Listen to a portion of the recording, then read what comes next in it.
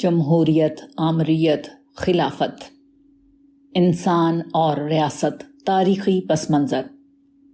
ریاست انسان کی ایک اتنی ہی فطری ضرورت ہے جتنی چھت اور گھر انسان کی ضرورت ہے۔ اس کا سبب یہ ہے کہ آج زمین پر انسان کا جو غلبہ نظر آتا ہے، ایک زمانے تک صورتحال اس سے بالکل مختلف تھی۔ ہزاروں برس پہلے جب انسان تمدن کے ابتدائی مرحلے میں تھا، اس زمین پر انسان بہت کمزور اور دفاعی پوزیشن میں رہتا تھا۔ فطرت کی طاقتوں اور وحشی جانوروں کی کثیر انواع کے مقابلے میں بنی نوع انسان ایک بہت کمزور جسم کے ساتھ موجود تھا۔ اس کی عقل نے بہت تیر مارا تو لکڑی اور پتھروں کے کچھ اوزار اور ہتھیار بنا لیے، لیکن پھر بھی گوناگون چیلنجز اسے ہمیشہ خطرے کی زد میں رکھتے تھے۔ چنانچہ انسان کی بہترین دفاعی لائن یہ تھی کہ وہ تنہا جینے کے بجائے گروہوں کی شکل میں جیے۔ اللہ تعالیٰ نے جس فطرت اور ساخت پر انسان کو تخلیق کیا، اس کی وجہ سے خاندان کی شکل میں ساتھ رہنا ویسے بھی اس کی مجبوری تھی۔ مثلاً یہ حقیقت کہ دوسرے جانداروں کے برعکس انسانی بچہ اپنی پیدائش کے کئی برس بعد بھی اپنی بقا کے لیے ماں باپ کا محتاج رہتا ہے، یا پھر انسان کا یہ اخلاقی احساس کہ وہ اپنے کمزور متعلقین، خاص کر والدین کی ذمہ داری کو ان کی موت تک ترک نہیں کرتے۔ چنانچہ پہلے کئی خاندان اور پھر قبائل کی شکل میں لوگ جیتے بستے رہے تاکہ یہ اجتماعیت ان کی کمزوری کا مداوع بن جائے۔ تاہم یہ بھی انسانی طبیعت ہے کہ لوگ جب ساتھ رہتے ہیں تو ان میں آپس میں جھگڑا شروع ہو جاتا ہے۔ یہیں سے یہ ضرورت بھی پیدا ہوئی کہ باہمی تنازعات کو طے کرنے کے لیے اور لوگوں کو ایک دوسرے کے ظلم سے بچانے کے لیے کوئی ایسا فریق ہو جو جھگڑے نمٹا سکے۔ یوں قبائلی سرداروں کا تصور ابھرنا شروع ہوا جو لوگوں کے باہمی جھگڑے نمٹانے کے ساتھ خارجی خطرات کی صورت میں بھی ان کی رہنمائی کرتے۔ یہ سردار عام طور پر قبیلے کا کوئی بزرگ ہوتا یا پھر کوئی طاقتور شخص جس کی طاقت اور صلاحیت کے سب معترف ہوتے۔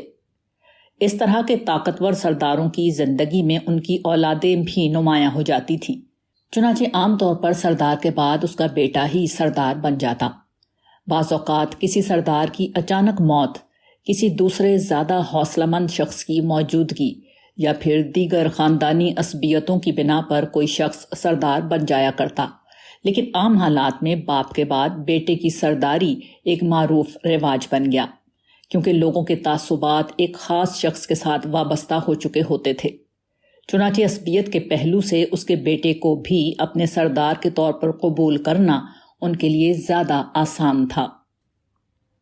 ریاست اور خاندانی آمریت۔ تمدن کے ارتقاء کے ساتھ انسان نے بڑی بڑی بستیاں آباد کرنا شروع کیں، قصبے اور شہر وجود میں آئے، نسلیں اور قومیں بننا شروع ہوئیں جو صدیوں ایک ہی جگہ آباد رہتیں۔ چنانچہ نسلی اور جغرافیائی وحدتیں وجود میں آنے لگیں۔ ان میں متعدد سردار اپنے اپنے قبائل یا گروہوں کی قیادت کرتے اور کسی اجتماعی مسئلے کی شکل میں مل بیٹھ کر تنازعات اور مسائل کو حل کرنے کی کوشش بھی کیا کرتے تھے۔ تاہم اس تاریخی عمل میں کبھی کبھی کسی قبیلے میں کوئی اولو العزم اور غیر معمولی شخص پیدا ہو جاتا۔ یہ حوصلہ مند فرد اپنی کرشمہ ساز شخصیت، جرأت و عزیمت، تنظیمی صلاحیت اور لوگوں کو متاثر کرنے کی استعداد کی بنیاد پر مختلف الخیال لوگوں کا رہنما بن جاتا اور رفتہ رفتہ اپنی طاقت بڑھاتے ہوئے دیگر قبائل کو شکست دے کر یا اپنے ساتھ ملا کر ایک وسیع حکمرانی قائم کر لیتا۔ یوں اس جغرافیائی یا نسلی وحدت میں ایک منظم اور باقاعدہ ریاست وجود میں آ جاتی۔ اس کی ایک نمایاں مثال چنگیز خان کی ہے، جو ایک چھوٹے سے قبیلے کے سردار کا بیٹا تھا، مگر اپنی غیر معمولی صلاحیت کی بنا پر اس نے منگولیا کے مختلف قبائل کو ساتھ ملا کر ایک منظم ریاست قائم کی جس نے آنے والے دنوں میں پوری دنیا کو ہلا کر رکھ دیا۔ ایسے کسی حکمران کی طاقت محض ذاتی طاقت نہیں ہوتی تھی، بلکہ اس کا قبیلہ، اس کے جنگجو اور اس کے حلیف بھی پوری طرح اس کے ساتھ ہوتے اور اس نظام سے مستفید ہوتے تھے۔ چنانچہ حلیف اور رفقا اپنے مفاد کے تسلسل کے لیے اس کی وفات کے بعد اس کی اولاد یا متعلقین میں سے کسی کو اپنا حکمران تسلیم کر لیتے۔ مفاد اور عصبیت کے علاوہ اس کا ایک اور اہم سبب یہ تھا کہ یہ طریقہ پرامن بھی تھا، ورنہ ہر دفعہ حصول اقتدار کی جنگ میں بہت کشت و خون ہوتا۔ خاندانی بادشاہت ان تمام وجوہات کی بنا پر قیادت کی تبدیلی کا ایک بہترین ذریعہ تھی۔ یوں قدیم دنیا میں بادشاہت کا ادارہ اقتدار کا پہلا اور سب سے عام ذریعہ رہا۔ نظریاتی آمریت۔ آمریت کی ایک دوسری شکل بھی دنیا نے تمدن کے ارتقاء کے ساتھ ساتھ دیکھی ہے۔ اس کا پس منظر یہ ہے کہ چونکہ کسی قائم شدہ بادشاہت کو ہٹانا آسان نہیں ہوتا، ایسی کوشش کرنے والے بالعموم قتل کر دیے جاتے تھے۔ اس لیے لوگوں کو اپنے ساتھ ملانے کے لیے بعض اولو العزم لوگ نظریات کا استعمال کرتے تھے۔ مثلاً اسلامی تاریخ سے واقف لوگ یہ جانتے ہیں کہ جس وقت بنو امیہ کے خلاف بنو عباس نے اپنی مہم شروع کی تو انہوں نے قرابت رسول اور اہل بیت کا نام بھرپور طریقے سے استعمال کیا۔ برسر تنبیہ یہاں یہ بھی ذہن میں رہے کہ خراسان کے حوالے سے جن ضعیف اور موضوع روایات کی بنیاد پر اس وقت پاکستان اور افغانستان میں جو فساد برپا ہے وہ عباسی تحریک ہی کے زمانے میں وجود میں آئیں۔ بات صرف یہ تھی کہ عباسی تحریک کے سب سے بڑے داعی اور نقیب ابو مسلم خراسانی نے عباسی بغاوت کا آغاز خراسان سے کیا تھا، جو کہ خلافت بنو امیہ کا مشرقی صوبہ تھا۔ اسی ابو مسلم نے ضعیف الاعتقاد نوم مسلم اجمیوں کی قوت کو بنو امیہ کے خلاف منظم کیا۔ خراسان اس کا مرکز تھا۔ کالے جھنڈے اور کالے امامے عباسیوں کے نشان تھے۔ اسلامی تاریخ کا ہر طالب علم یہ بات جانتا ہے۔ یہی کالے جھنڈوں اور خراسان سے اٹھنے والے لشکروں کو بیان کرتی تمام موضوع اور ضعیف روایات کی کل حقیقت ہے۔ یہ بنو امیہ کے خلاف عباسیوں اور علویوں کے متحدہ محاذ کی نظریاتی جنگ تھی تاکہ اپنی جنگ کو مقدس بنا کر عوامی تائید حاصل کی جا سکے۔ انہوں نے یہ تائید اور اقتدار حاصل کر بھی لیا، مگر نہ جانے اس خراسان اور کالے جھنڈوں کے پیچھے اور کتنی تباہی ہمیں دیکھنا ہوگی۔ خیال رہے کہ اس وقت موجود ائمہ اہل بیت اس فساد کی حقیقت کو سمجھتے تھے اور اس لیے وہ اس سے بالکل دور رہے۔ اس کا فائدہ اٹھا کر عباسیوں نے ان کے نام پر بنو امیہ سے جنگ تو کی، مگر آخرکار علویوں کو کونے میں کر کے اقتدار پر خود قبضہ جما لیا۔ بہرحال عباسیوں، علویوں اور خاص کر ابو مسلم خراسانی نے عربوں کے خلاف اجمیوں کی طاقت کو استعمال کرنے کے لیے بھرپور طریقے سے نظریات کا استعمال کیا۔ کالے امامے، کالے جھنڈے، اہل بیت اور قرابت رسول کے مقدس ناموں کا زبردست استعمال ہوا۔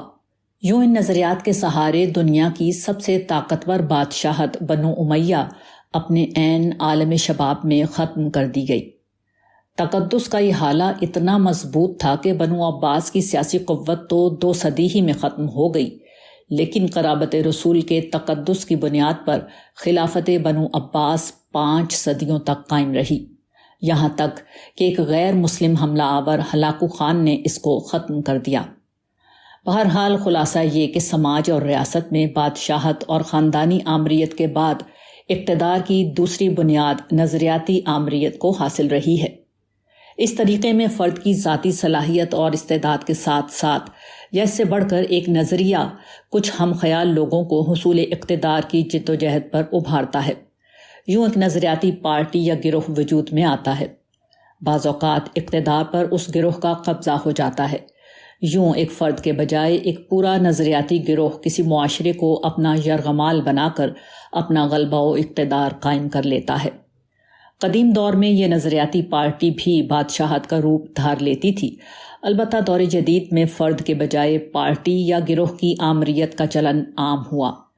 اس کی ایک نمایاں مثال کمیونسٹ تحریک ہے، جس کے اقتدار نے 70 برس تک نصف دنیا کو اپنے شکنجے میں جکڑے رکھا۔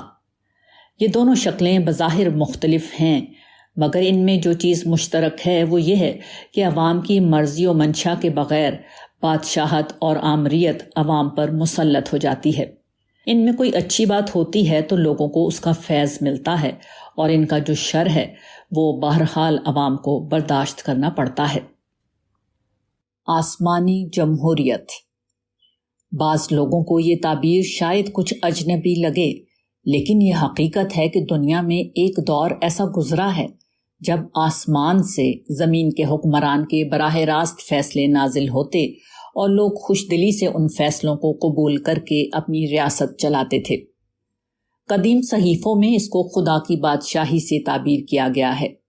ہم نے اس ترکیب کو ذرا وسیع کرتے ہوئے خدا کی بادشاہی کے لیے آسمان کا استعارہ لیا ہے، اور جمہوریت سے مراد یہ ہے کہ یہ کسی قسم کا جبر نہیں تھا، بلکہ لوگ اپنی مرضی سے انبیاء کی بات مانتے تھے اور یہ اختیار بھی رکھتے تھے کہ ان فیصلوں کو قبول نہ کریں۔ اس کو ہم نے آسمانی جمہوریت سے تعبیر کیا ہے۔ اس میں حکمران اللہ کی منشا اور عوام کی فلاح کو اپنی ہر ذاتی غرض سے بلند رکھتے اور معاشرے میں عدل و انصاف کا علم بلند رکھتے۔ دنیا میں اس کی سب سے قدیم مثال وہ تھی جو اللہ تعالیٰ نے اپنے پیغمبروں کے ذریعے سے قائم کی۔ اللہ تعالیٰ مختلف قوموں میں اپنے رسولوں کو بھیجتے رہے ہیں۔ یہ لوگ پرامن طور پر لوگوں کو اپنی دعوت پیش کرتے۔ کچھ لوگ یہ دعوت مان لیتے اور کچھ رد کر دیتے، جس کے بعد ماننے والے اپنی مرضی اور خوشی سے اپنے رسول کو اپنا حکمران بھی تسلیم کر لیتے۔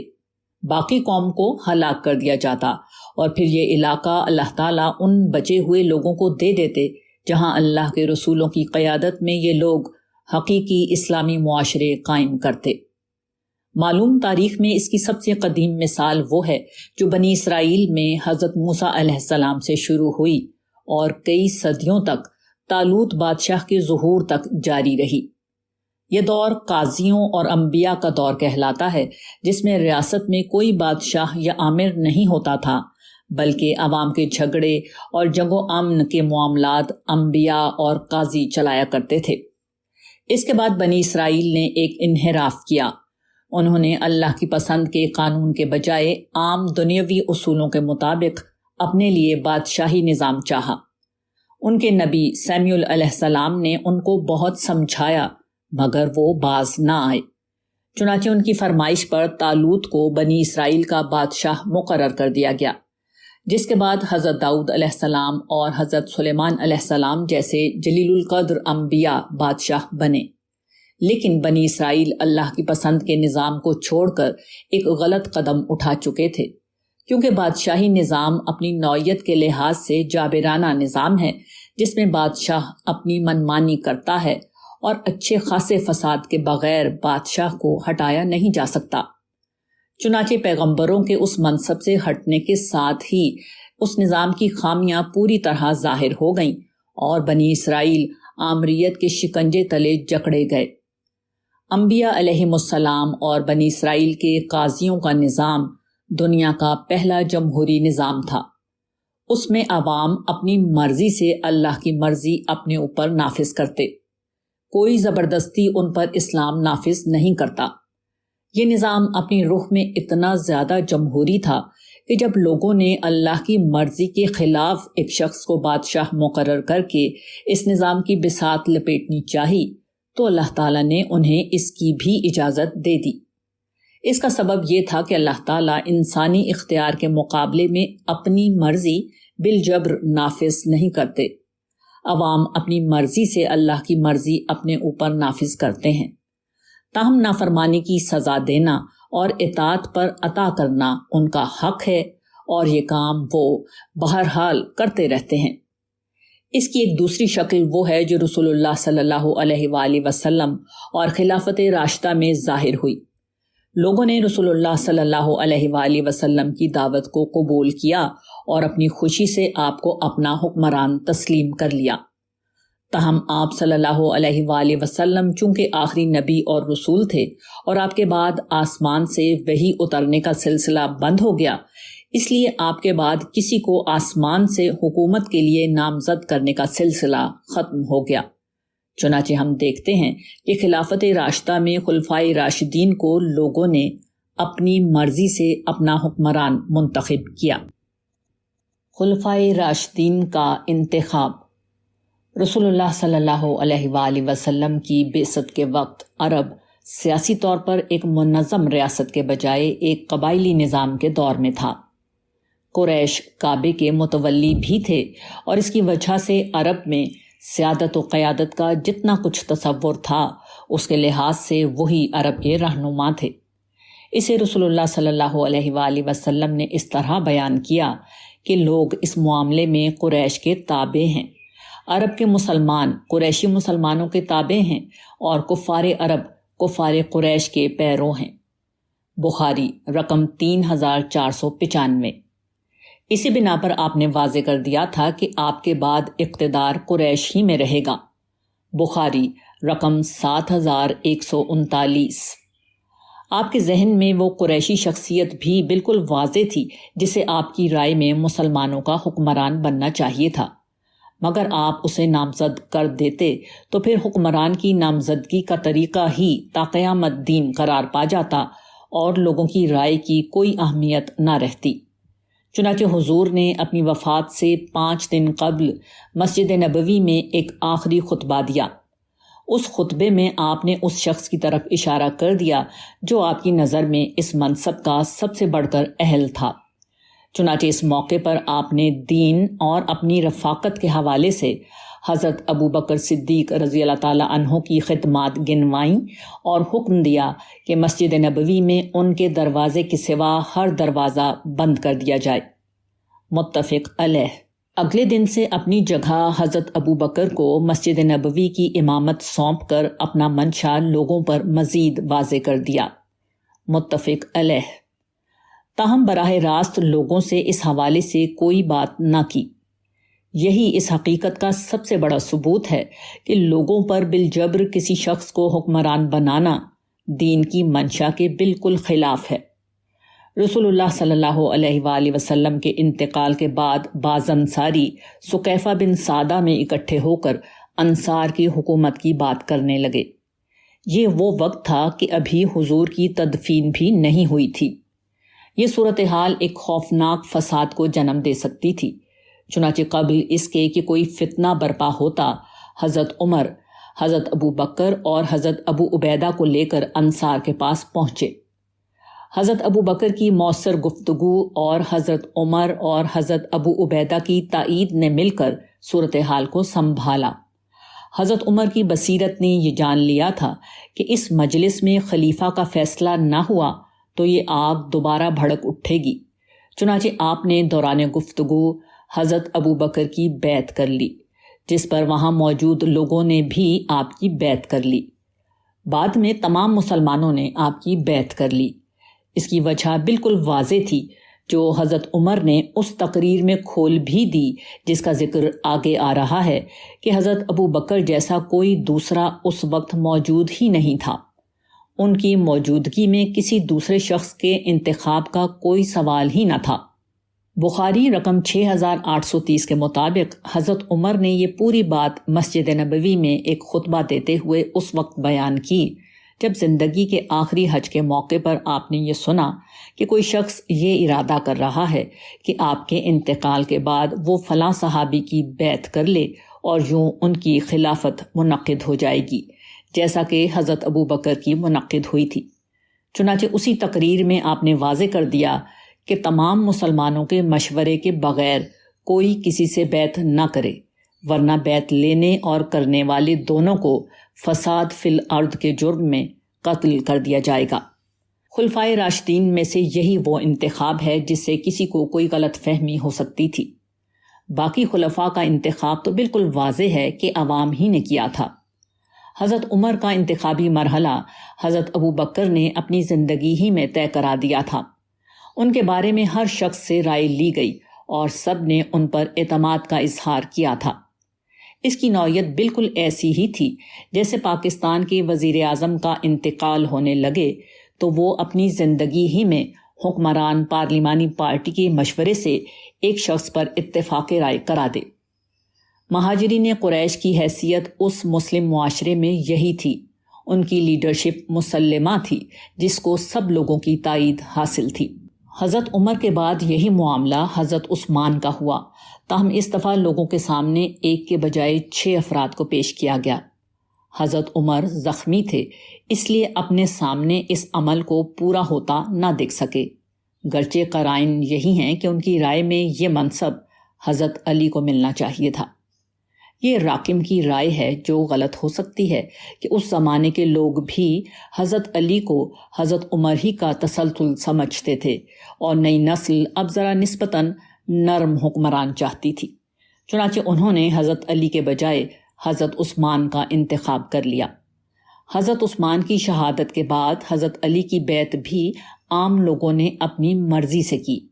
جنہوں نے بیعت نہیں کی ان کو بھی کوئی اعتراض ان کی شخصیت پر نہیں تھا، اعتراض صرف یہ تھا کہ پہلے حضرت عثمان کا قصاص لیا جائے، بیعت وہ بعد میں کریں گے۔ اس تفصیل سے یہ بات ظاہر ہے کہ خلفائے راشدین کا انتخاب لوگوں نے کیا، وہ زبردستی لوگوں کے اوپر مسلط نہیں ہوئے تھے۔ ان لوگوں کا خاندانی یا نظریاتی آمریت سے کوئی تعلق نہیں ہے، اسی بنا پر ہم نے اس خلافت کو بادشاہت یا نظریاتی آمریت کے خانے میں نہیں رکھا بلکہ آسمانی جمہوریت کے ذیل میں رکھا ہے۔ تاہم بدقسمتی سے بنی اسرائیل کی طرح مسلمانوں نے بھی اس آسمانی جمہوریت کو گنوا دیا اور بادشاہت اور آمریت کے جال میں پھنس گئے، اور خلافت کے نام پر مسلمان 14 صدیوں تک بنو امیہ، بنو عباس اور عثمانی خاندانی بادشاہتوں کو سہتے رہے۔ مغربی جمہوریت۔ آسمانی جمہوریت کا یہی وہ تصور تھا جس نے دنیا کو پہلی دفعہ اس حقیقت سے روشناس کرایا کہ بادشاہت یا آمریت کے علاوہ یہ ممکن ہے کہ لوگ اپنی مرضی سے اپنے حکمران کا انتخاب کریں۔ چنانچہ قدیم یونان ہو یا جدید مغرب، ہمارے نزدیک یہ جمہوریت کے اصلی ماڈل نہیں بلکہ اس آسمانی جمہوریت کی نقل ہیں جو دنیا کو اللہ تعالیٰ نے عطا کی اور جس میں انسان پر انسان زبردستی مسلط نہیں ہوتے تھے۔ اس مغربی نظام میں یقیناً بڑی کمزوریاں ہیں، خاص کر ہمارے ہاں تو جمہوریت کے نام پر وہی مذاق ہو رہا ہے جو اسلام کے نام پر فرقہ واریت اور انتہا پسندی کا زہر پلا کر ہمارے ساتھ کیا گیا تھا۔ اس پر ہم کسی اور وقت بات کریں گے، تاہم جیسا کہ ہم نے عرض کیا کہ اب آسمان سے حکمران کا فیصلہ نازل نہیں ہو سکتا، ہمیں 3 نظام سیاست میں سے کسی ایک کا انتخاب کرنا ہے، یعنی بادشاہت، آمریت اور جمہوریت۔ بادشاہی جبر اور آمرانہ سوچ کے مقابلے میں جمہوری نظام بلا شبہ اللہ کی ایک نعمت ہے جو سب سے پہلے اسی نے اپنے بندوں کو عطا کی۔ چنانچہ ہمارے نزدیک جمہوریت ہی وہ تصور ہے جو اب مسلمانوں کے لیے بہترین انتخاب ہے۔ جمہوریت اور خلافت۔ اس موقع پر 2 غلط فہمیوں کا ازالہ کرنا ضروری ہے۔ ایک کا تعلق سماجیات کے غلط فہم سے ہے اور دوسرے کا دین کے غلط فہم سے۔ پہلی غلط فہمی غلط تقابل پر مبنی ہے جس میں خلافت کو جمہوریت کے بالمقابل ایک نظام کے طور پر پیش کیا جاتا ہے۔ حقیقت یہ ہے کہ خلافت اور جمہوریت اپنی نوع کے لحاظ سے 2 جدا تصورات ہیں جو بالمقابل نہیں ہو سکتے۔ اسی غلط فہمی کو واضح کرنے کو ہمیں پچھلے صفحات میں سماج اور ریاست کے ارتقاء اور حکمرانی کی مختلف شکلوں کو تفصیل سے زیر بحث لانا پڑا ہے۔ مذکورہ بالا تمام تفصیلات سے یہ حقیقت بالکل واضح ہے کہ جمہوریت کا اگر کوئی تقابل ہو سکتا ہے تو وہ بادشاہت اور آمریت ہے، نہ کہ خلافت۔ یہ تینوں نظام دراصل ایک ہی سوال کا جواب دیتے ہیں، وہ یہ کہ وہ کیا بنیاد ہے جس پر کسی شخص کو ریاست کا حکمران بنایا جائے گا۔ بادشاہت کا جواب یہ ہے کہ بادشاہ کا بیٹا بادشاہ بنے گا۔ آمریت کا جواب ہے کہ جو زیادہ طاقتور ہوگا وہ جبراً اقتدار پر قبضہ کر لے گا۔ جمہوریت کا جواب یہ ہے کہ جس کا انتخاب عوام الناس کریں گے وہی حکمران بنے گا۔ اس کے برعکس خلافت ایسے کسی سوال کا جواب نہیں ہے، بلکہ مسلمانوں کی 1400 برس کی خلافت کی تاریخ میں تینوں طریقے ملتے ہیں۔ خلافت راشدہ میں اس دور میں جو عوامی رائے عامہ کو جاننے کا ممکنہ طریقہ تھا اس کے مطابق عوام کی مرضی کے عین مطابق یعنی جمہوری طریقے پر خلفائے راشدین کا انتخاب کیا گیا، جبکہ ان کے بعد ہمیں زبردستی اقتدار پر قبضہ کرنے والے لوگ بھی نظر آتے ہیں اور خاندانی بادشاہتیں بھی نظر آتی ہیں۔ اسی پس منظر میں ہم جمہوریت کے مخالفین سے یہ سوال دریافت کریں گے کہ وہ اپنے لیے اقتدار میں آنے کا کیا راستہ تجویز کرتے ہیں۔ وہ یقیناً عوام کی تائید سے اقتدار میں آنے کی بات تو نہیں کر سکتے، کیونکہ یہی جمہوریت ہے اور یہ ان کے نزدیک کفر ہے۔ اللہ تعالیٰ ان کے حق میں وحی اتاریں، اس کا بھی کوئی امکان اب باقی نہیں رہا ہے، اس لیے یہ دروازہ بھی بند ہو چکا ہے۔ اب لے دے کے ایک ہی راستہ بچتا ہے، اور وہ یہ کہ طاقت کے زور پر اقتدار پر قبضہ کر لیا جائے اور پھر بزور قوت لوگوں پر اپنا خود ساختہ فہم اسلام نافذ کر دیا جائے۔ یہی وہ راستہ ہے جسے خلافت کے سارے مؤیدین پیش کرتے ہیں۔ یہ کرنا ہے تو ضرور کیجیے، مگر اس حقیقت کو جان لیجیے کہ اسے آمریت کہتے ہیں، اسے استبداد کہتے ہیں، اسے ظلم کہتے ہیں۔ اس موقع پر ہم قرآن مجید کی آیات اس لیے نقل نہیں کریں گے کہ 1300 برس آمریت کے سائے میں پلنے کے بعد ہم ان آیات کے مدعے کو ماننے پر اب شاید تیار نہیں، لیکن یہ بتانا ہماری ذمہ داری ہے کہ یہ نظریاتی آمریت وہ طریقہ ہے جسے اختیار کر کے کمیونسٹوں نے تمام وسط ایشیا کے مسلمانوں کو زبردستی کمیونزم کے شکنجے میں جکڑ دیا تھا۔ یہی وہ راستہ ہے جس پر چل کر کمال اتا ترک نے ترکی کے مسلمانوں پر زبردستی سیکولرزم کو مسلط کیا تھا۔ کیا اس کے بعد ہمیں اس راستے کی شناعت اور غلط ہونے پر مزید کوئی تقریر کرنے کی ضرورت ہے؟ جو لوگ اس راستے کو درست سمجھتے ہیں وہ دراصل پاکستان کی ہر اقلیت کو یہ اخلاقی جواز دے رہے ہیں کہ جس کو وہ حق سمجھتے ہیں کسی بھی طرح اقتدار پر قبضہ کر کے اسے نافذ کر دیں۔ آپ نے اگر اپنے آپ کو یہ حق دے دیا ہے تو دوسرے لوگوں کو یہ حق خود بخود مل چکا ہے۔ پاکستان جیسے معاشرے میں جہاں مختلف فرقوں کے لوگ بڑی تعداد میں پائے جاتے ہیں، ایسے کسی راستے کے جواز کی باتیں کرنا ایک خوفناک قسم کے فساد کو جنم دینے کے مترادف ہے۔ جمہوریت کا نظام کفر ہونا ایک دوسری غلط فہمی جس کا تعلق دین کے غلط فہم سے ہے اور جس کی بنا پر جمہوریت کو بے دریغ کفر کہا جاتا ہے، وہ یہ ہے کہ جمہوریت میں قانون سازی کی آخری اور فیصلہ کن اتھارٹی چونکہ عوام کو حاصل ہے، اس لیے یہ نظام سرتاسر کفر و شرک پر مبنی ہے۔ ہمارے نزدیک یہ غلط فہمی قرآن مجید، اس کی دعوت اور اس کے پیغام کو مکمل طور پر نظر انداز کرنے کی بنا پر پیدا ہوتی ہے۔ قرآن مجید اس معاملے میں آخری درجے میں واضح ہے کہ اللہ تعالیٰ نے یہ دنیا انسانوں کے امتحان کے لیے پیدا کی ہے۔ اس امتحان میں اللہ تعالیٰ نے یہ حق انسانوں کو مکمل طور پر دے رکھا ہے کہ وہ چاہیں تو ایمان لائیں، چاہیں تو کفر کریں، چاہیں تو عمل صالح کی زندگی گزاریں اور چاہیں تو فسق و فجور کو اپنا معمول بنائیں۔ یہ بات ضرور ہے کہ اللہ تعالیٰ اپنی بات، اپنی مرضی اور اپنی منشا پوری طرح واضح کرتے ہیں۔ یہ بتاتے ہیں کہ نہ ماننے کے کیا نتائج نکلیں گے، یہ بتاتے ہیں کہ ماننے والوں پر خدا کی رحمت کیسے برسے گی، مگر لوگوں کو زبردستی مسلمان بنایا جائے، لوگوں سے اچھے کام زبردستی کرائے جائیں، یہ اللہ تعالیٰ کی اسکیم کا سرے سے حصہ ہی نہیں۔ جس جنت کا وعدہ وہ لوگوں سے کرتے ہیں اس کی ساری قدر و قیمت ہی یہی ہے کہ لوگ اپنی مرضی سے اللہ کے سامنے سر جھکائیں، اور جس جہنم کی وعیدیں سنائی گئی ہیں اس کی وجہ یہی ہے کہ لوگ جانتے بوجھتے اور سمجھائے جانے کے باوجود ظلم و عصیان کے مرتکب ہوتے ہیں۔ جبر کسی پہلو سے اس اسکیم کا حصہ نہیں۔ یہ بات اگر واضح ہے تو اس کے بعد جمہوریت کے کفر والی بات کے غبارے سے ساری ہوا نکل جاتی ہے۔ جمہوریت انسانوں کو وہی اختیار دیتی ہے جو اللہ تعالیٰ نے دیا ہے، اچھے یا برے حکمرانوں کو منتخب کرنے کا اختیار، شریعت کے مقدس قانون کو قبول کرنے یا اسے جان بوجھ کر رد کرنے کا اختیار، اسلام کو اپنی انفرادی اور اجتماعی زندگی کا حصہ بنانے کا اختیار یا اسے رد کرنے کا اختیار۔ لوگوں کو یہ حق ملنا چاہیے۔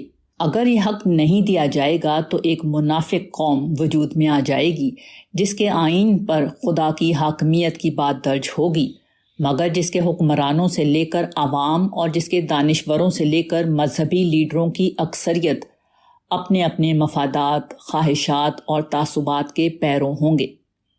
قارئین اگر برا نہ محسوس کریں تو دنیا کے نقشے پر نگاہ ڈالیں، انہیں ایسی قوم کو تلاش کرنے میں زیادہ مشکل نہیں ہوگی۔